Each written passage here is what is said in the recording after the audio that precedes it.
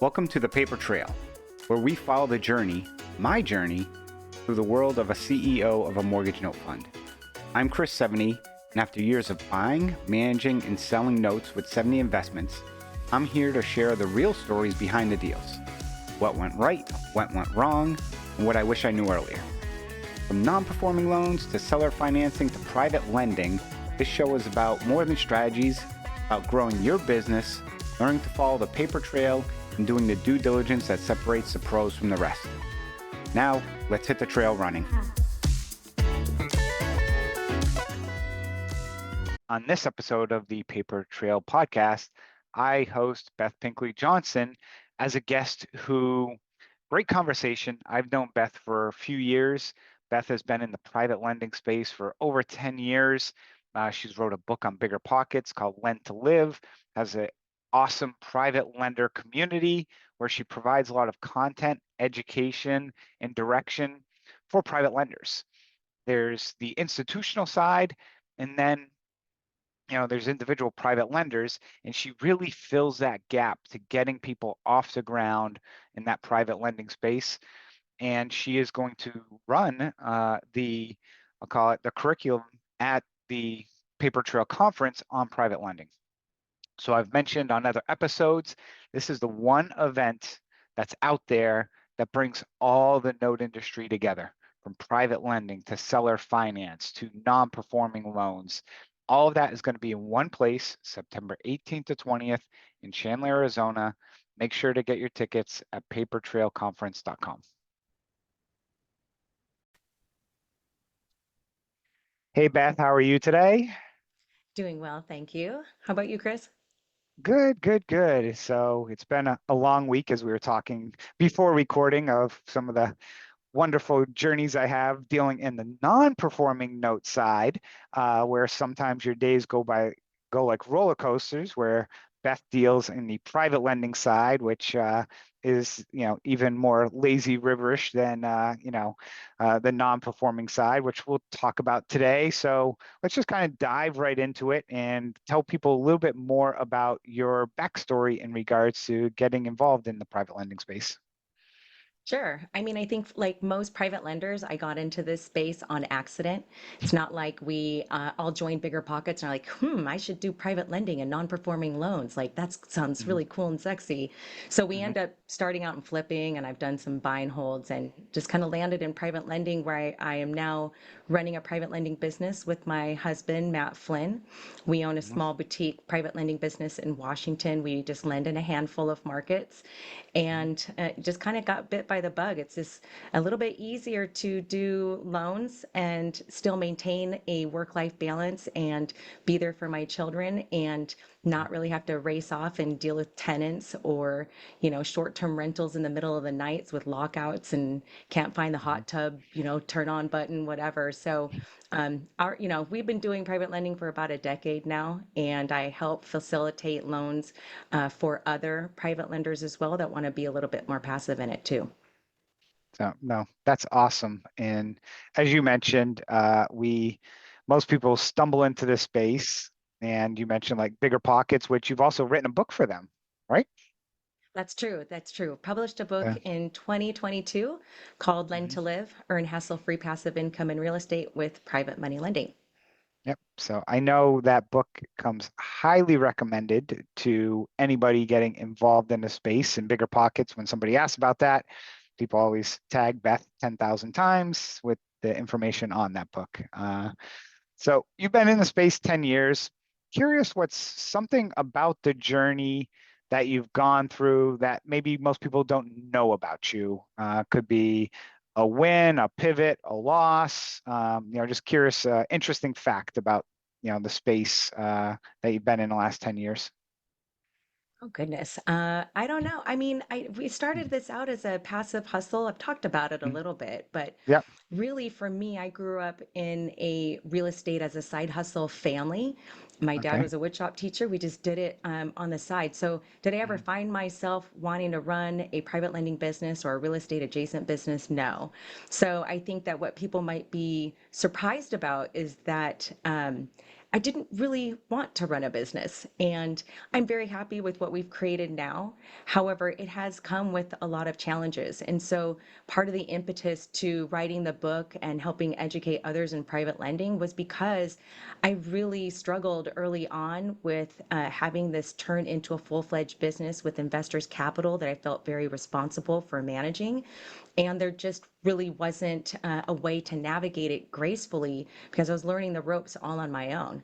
So I think it might come as a surprise. If the people think that I'm, pretty competent in this space, I talk about it a lot. But at the end of the day, I'm an accidental entrepreneur. Didn't really want that. Didn't really want to be out there publicly speaking and kind of being the face of private money. But here I am, right? Yeah. Now, and it's interesting because people come to me, and I'm curious, people come to you as well, and like, well, I didn't go to school for finance, or I didn't go to school for this, or I don't have this type of background, and like, I don't know if I can do it. And I always tell them, I'm not sure anybody I really know has a true finance background that is in this space. I'm sure there's people and stuff, but it doesn't matter what your background is. It really boils down to sets of principles, philosophies, and understanding of the space where, it's a space that takes time to learn, but I also will say it's not rocket science. Would you agree? It's not. I mean, it's not really common sense and connections. For Yep. me, and you're right, I'm not a numbers girl. I'm a words girl. This is why I wrote a book, very much catered to Mhm. my expertise. And Mhm. I'm the gal that doubled down on a 9 and a 3 at a blackjack table. I really kind of Mhm. suck at numbers, but that's why I partner up with my husband, who's like a Mhm. rain man when it comes to numbers, and it really just gels together. And I'm the Mhm. one that's really constantly thinking about what could Mhm. possibly go wrong. And that's where the common sense comes in, and creating Mhm. connections so that you are resourceful enough that if I do have a question, then I Mhm. can come and hit you up too, Mhm. right, Chris? And just Yep. ask for a second opinion and how I Mhm. might want to work out a loan that's in Mhm. default. But it's not really knowing all the answers. It's just seeking it and being curious, and then making sure that you're surrounded by people that can help lift, when you need to. Yeah, and like you mentioned, reaching out to others and having these conversations. One of the interesting things I truly find about this space is the resources available to people. Unlike traditional real estate, which I feel is very cutthroat because I spent many years in that business of everyone chasing deals and people trying to, get in front of somebody for a deal, wherever the case may be. The lending space is about relationships, but it's also about a lot of collaboration. And I think part of that is because most of us see an abundance of deals and we have certain criteria or buy boxes, like you mentioned. There's certain states you invest in, certain states you do not invest in. So when people see things that don't fit their criteria, they're very willing to provide that information or offload either that deal or assist somebody if they're in trouble on a deal or need an attorney or whatever the case may be. Do you find that pretty common around what people you work with as well? Yeah, I mean, I think like with other aspects of real estate investing, there's some cutthroat parts of private lending Yeah. and note investing. I think you know that too. But those that Yep. have an abundance mentality really know that if they're going to Mhm. provide the most value to their clients, their borrowers, if it doesn't fit for their buy box, then they need to find and have resources available to help make sure that they don't have to say no to that borrower. So the Mhm. ones that really do it right and provide full value to their clients are the ones that are thinking, hey, I need to make sure that I have a strong connection and network so that if this isn't right for me or it's not the right market or I don't have enough capital available, then I can call a handful of people on my Rolodex or my cell phone and make Mhm. sure that I can place them. And so they'll come back to me time and time again. So, but the hard part about all that is that private lenders are, it's not like a speakeasy is how I typically referred it to, because we eventually just come into it by accident, most of us, or invest in notes by accident. And so trying to find those other peers to be able to connect with that truly want to collaborate it can be an uphill battle at first when you're first getting started, because very few people are coming out saying I'm a private lender. They're just saying like, hey, I'm a wholesaler and I need to connect with flippers and uh, things of that kind, which make it rather difficult to establish connections for early on. No, you're hit the nail on the head with that. And because there's some very large institutional providers that do things in the space. And like on the note side, again, I stumbled upon it by accident. But when I was getting started, it was hard to find people, again, that truly were in the space because you have some people who might be brokering certain loans or like, but people who are really in that day to day doing it and trying to network and just collaborate because it's a small niche industry where it boils down to it, which is one of the reasons why, like for example, the Paper Trail Conference that we're hosting and you're being a big part of is to bring everybody together to network and get to know other people along with the content and education you're going to get, but also really building those relationships for the long term for people. And one of the questions I was going to ask you is, as part of, your involvement, what are a few things you would love for people who attend the conference to get out of it? Well, I want them to get educated, right? I mean, I think that there's enough out there in social media, YouTube, to really whet your appetite to want to invest in notes, to create a passive source of income. These are just some of those buzzwords that are out there, but there's not a lot of really deep education on it. And so I find that when I'm working with new and aspiring private lenders and note investors, they're by the time they say yes, they're ready to fund the first deal that comes across their plate. And you and I will both say that we know that like that's absolutely not what they're supposed to do, right? And so really creating that planning and being at an event like this where you can get a really wide swath of education and workshops across all three: non-performing loans, seller financed loans, how to find and fund a private money loan. There's a lot of synergies between all three. And quite frankly, it's not mutually exclusive either.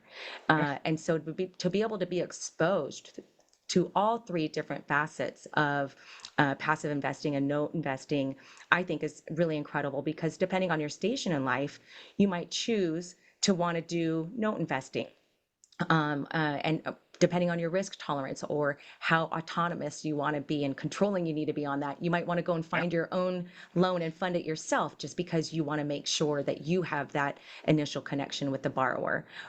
Everybody comes at it from different perspectives and different stations of life. And so that's what I think is really unique about this conference is that it will really give you some deep exposure and help you create a lot of connections with people who are already in that space to help you make a really well-rounded decision on where you want to place your capital and how.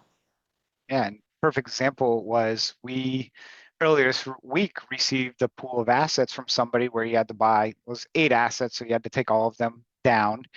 And reviewing them, one of them was a wrap note. And I'm like, wow, I have never seen a wrap before.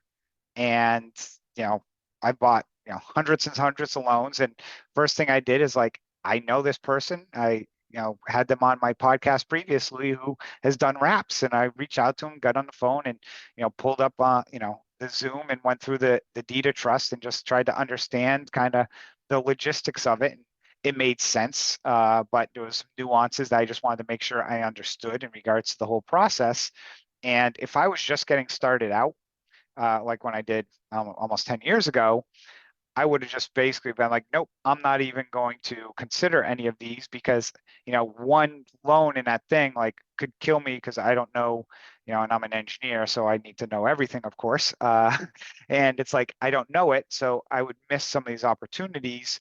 But I think, like you said, getting that education component to it, but also understanding the breadth, the depth of everything and knowing those people, that's half the battle. A lot of times is if you don't know something, it's knowing who to go to get that answer.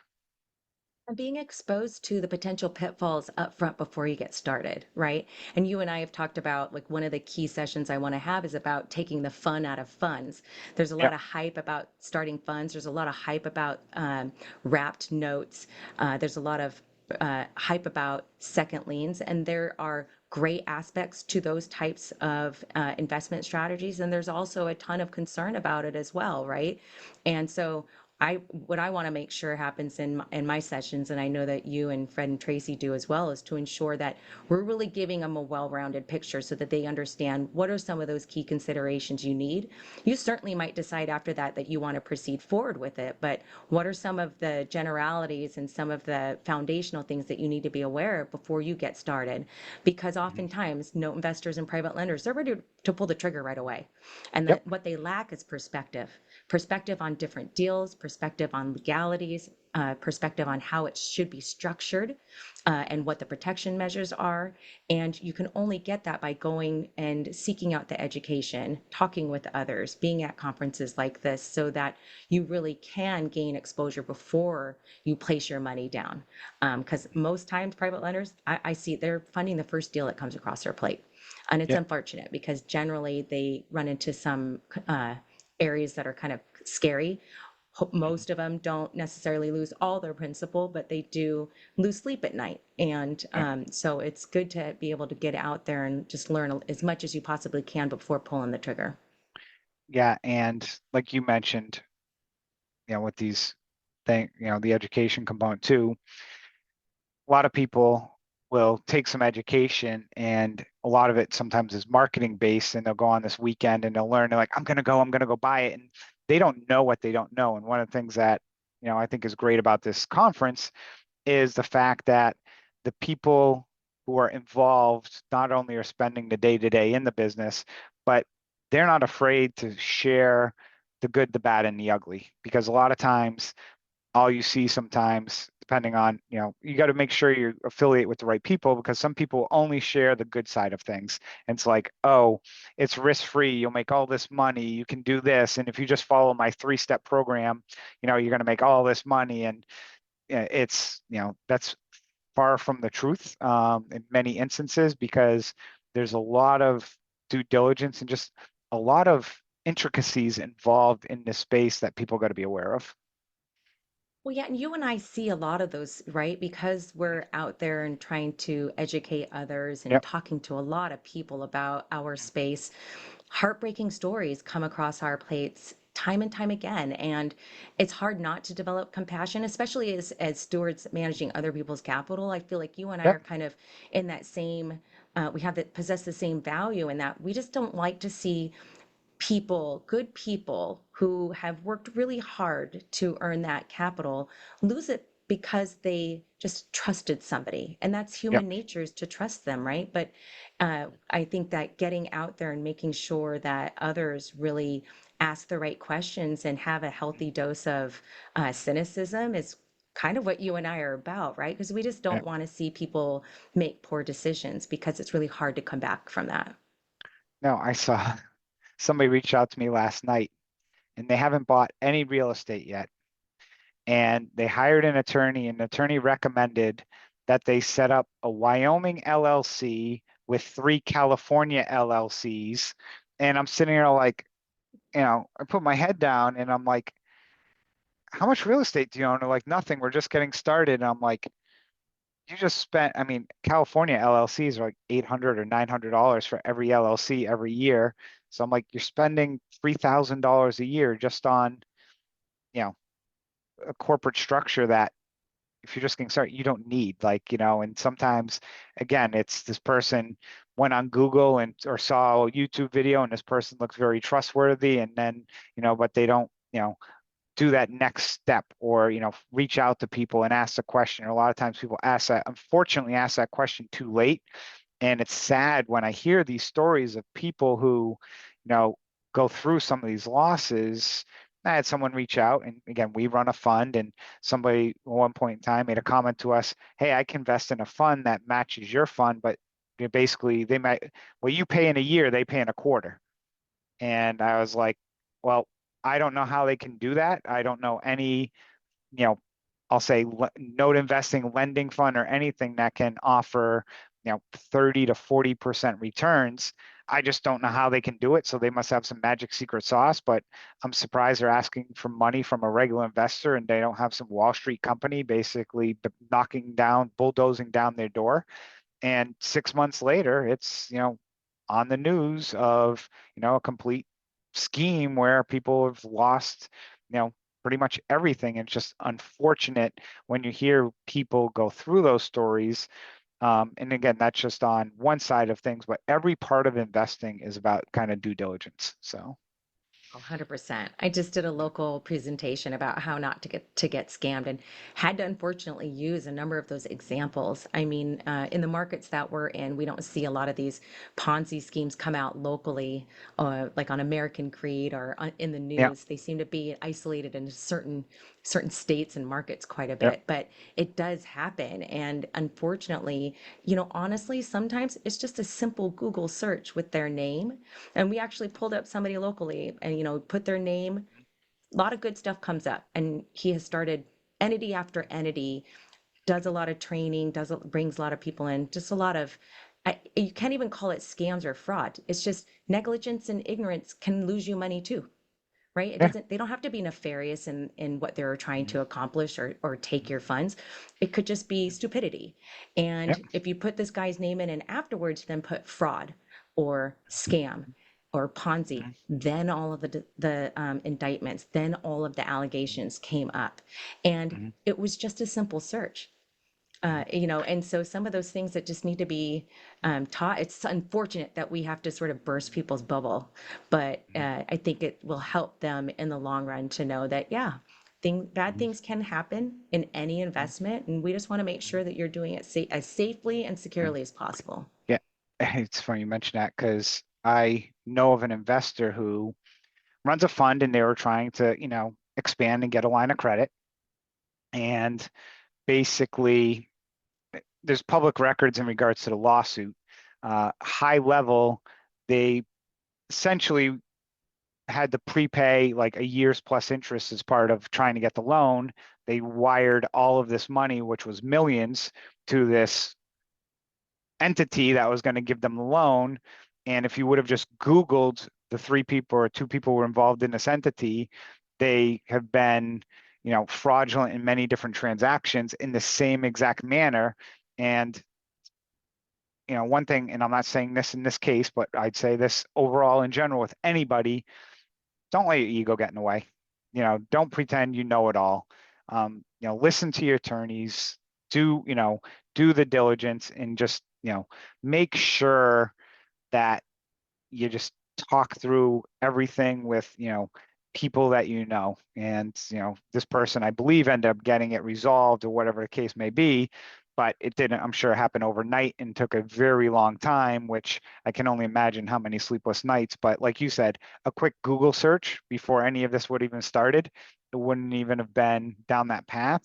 We had somebody reach out to us about a loan recently that we would potentially keep on our balance sheet. And the person had appeared like very great background, but then again, did a Google search on this person and they had some criminal history that was pretty nasty. And it's like, this isn't the type of person I kind of want as a borrower. So, I don't yeah. even think it's ego. I think a lot of these people just really want to believe, right? And Yep. that's that Mhm. fear of missing out and that Mhm. confirmation bias because everyone's telling Mhm. you, yeah, this is Mhm. great. And taking everything at face value rather than doing your Mhm. due diligence, which honestly just Mhm. takes a lot more work. Yeah.